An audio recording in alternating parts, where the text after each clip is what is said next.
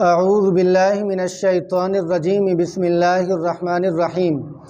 معزز و مکرم سامعین گرامی، السلام علیکم ورحمۃ اللہ وبرکاتہ۔ آج کا عنوان، آج کا ٹاپک استغفار کی فضیلت اور طاقت کے بارے میں ہے۔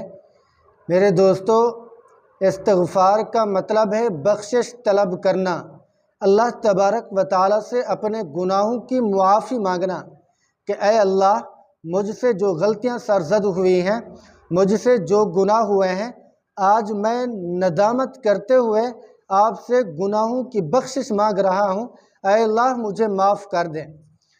تو استغفار کی بہت زیادہ فضیلتیں ہیں۔ جو بندہ استغفار کثرت کے ساتھ کرتا ہے، اس پر اللہ تبارک و تعالیٰ کی رحمت اترتی ہے، اس پر اللہ تبارک و تعالیٰ کی رحمت اترتی ہے۔ حدیث پاک میں آتا ہے، طوبیٰ لمن وجد فی صحیفتہ استغفارا کثیرا، کہ میدان محشر کے دن جس بندے کے نامہ اعمال میں استغفار کثرت کے ساتھ ہوگا، وہ خوش نصیب ہے، خوش بخت ہے، جس کے اعمال میں استغفار کی دولت کثرت کے ساتھ ہوگی۔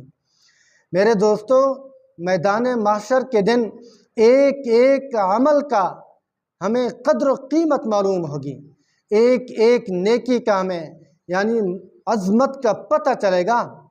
تو جس آدمی کے نامہ اعمال میں استغفار زیادہ موجود ہوگا، وہ آدمی خوش بخت ہوگا، قیامت کے دن وہ اس کی بخشش ہو جائے گی۔ تو استغفار کے بہت زیادہ فضائل ہیں۔ ایک مرتبہ ایک بزرگ سے کسی نے پوچھا کہ اے اللہ والے، آپ کہتے ہیں استغفار کرو، آپ یہ بتائیں کہ پہلے ہم استغفار کریں یا پہلے درود پاک پڑھیں؟ تو بزرگ نے بڑا خوبصورت جواب دیا مثال کے ذریعے سے کہ اے نوجوان، آپ یہ بتائیں کہ پہلے کپڑے دھوئے جاتے ہیں یا پہلے خوشبو لگائی جاتی ہیں؟ تو اس نوجوان نے کہا کہ پہلے کپڑے دھوئے جاتے ہیں، جب کپڑے پاک صاف ہو جائیں، جب کپڑوں سے میل کچیل دور ہو جائے، جب کپڑوں کے اندر صفائی ستھرائی کی چمک آ جائے، تو بعد کے اندر اس کے اندر خوشبو لگائی جاتی ہیں۔ تو اس بزرگ نے بہترین جواب دیا کہ اے نوجوان، دیکھ، استغفار کے ذریعے سے آپ کا دل صاف ہوگا، پہلے دل کو صاف کرنا ہوگا، گناہوں کی میل کچیل ختم ہوگی، بعد کے اندر آپ نے درود پاک پڑھنا ہے، اس کے اندر درود پاک خوشبو کی طرح ہو جائے گی، یعنی دل صاف بھی ہو جائے گا اور خوشبو سے معطر بھی ہو جائے گا۔ تو اس لیے استغفار کثرت کے ذریعے سے پڑھنا چاہیے، اس سے ہمارے گناہوں کی بخشش ہو جائے گی، اس سے ہمارے گناہ دھل جائیں گے، ہمارے دل پاک صاف رہے گا۔ اور ایک بات یاد رکھیں، جو بندہ استغفار کثرت کے ساتھ پڑھتا ہے، اللہ تعالیٰ اسے مستجاب الدعوات بنا دیتے ہیں، اس کی ہر دعا قبول ہو جاتی ہیں۔ امام مالک رحمۃ اللہ علیہ کے بارے میں آتا ہے کہ وہ ایک مرتبہ عراق کے کسی ناواقف شہر میں چلے گئے، تو رات کے اندر وہیں چلے گئے، تو ایک مسجد کے اندر گئے کہ رات یہیں پہ گزاروں گا، صبح میں اپنا سفر کروں گا۔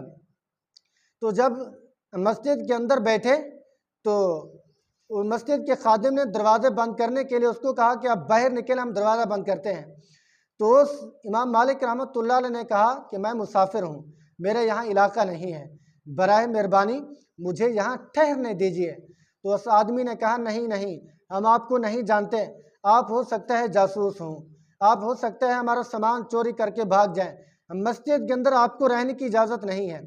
امام مالک رحمۃ اللہ علیہ بار بار اصرار کرتے رہے، آخرکار اس آدمی نے امام مالک کو گھسیٹ کر مسجد کے دروازے کے سامنے ایک باورچی تھا جو روٹے تندور پر لگاتا تھا، وہیں جا کے بٹھا دیا۔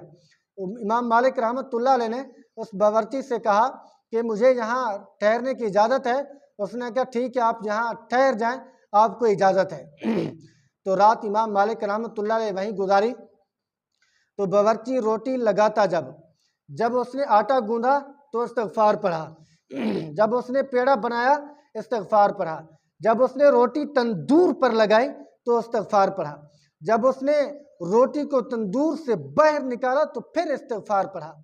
امام مالک رحمۃ اللہ علیہ نے جب یہ ماجرا دیکھا تو حیران ہو گئے کہ آخر کیا وجہ ہے، اتنی زیادہ استغفار پڑھ رہا ہے، اس سے پوچھوں کہ اتنی استغفار کیوں پڑھتے ہو؟ और ये पूछूं कि इस्तिग़फ़ार की वजह से आपको कुछ मिला है। तो इमाम मालिक रहमतुल्लाह अलैह ने उससे पूछा कि ए नौजवान, आप ये बताएं, आप इतनी ज़्यादा कसरत के साथ इस्तिग़फ़ार पढ़ते हैं, आपको कुछ फ़ायदा हुआ है? तो उस आदमी ने कहा, तंदूर वाले नान बाई बावर्ची ने कहा, जी हाँ, मैंने जितनी बार मैं इस्तिग़फ़ार कसरत के साथ पढ़ता हूँ, अल्लाह तबारक व तआला ने मुझे मुस्तजाबुद दावत बना दिया।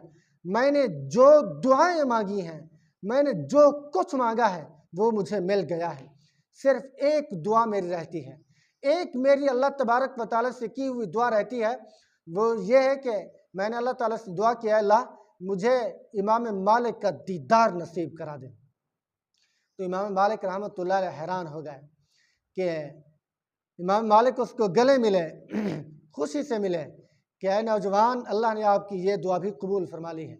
आपको अल्लाह ताला ने इमाम मालिक से मिला दिया है। मैं हूँ इमाम मालिक, अल्लाह ताला ने मुझे घसीट कर आपके इस बावर्ची खाने में लेकर आए हैं।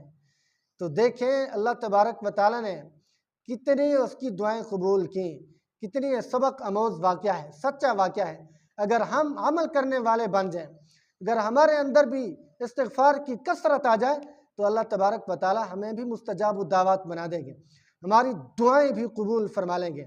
आज हमें दुनियावी महाफिल से टाइम नहीं मिलता, दुनियावी और फजूल गुफ्तगू से हमें फुर्सत नहीं मिलती, हम नेकी वाले काम की तरफ नहीं आते। मेरे दोस्तों, जो बंदा भी इस्तिग़फ़ार पढ़ता है, अल्लाह तबारक व तआला उसमें बरकतें अता फरमा देते हैं, उसकी हर नेक दुआएं कबूल फरमा लेते हैं। तो हमें भी इस्तिग़फ़ार करना चाहिए। तो दुआ है अल्लाह तबारक व तआला हमें सही माने इस्तिग़फ़ार करने की तौफ़ीक नसीब फरमाए। और आखिर के अंदर यही गुजारिश करूँगा, अगर मेरे चैनल पर नए हो तो सब्सक्राइब भी करें, लाइक भी करें और एक प्यारा सा कमेंट भी करें, और जो बात पूछनी है वो पूछ भी सकते हैं।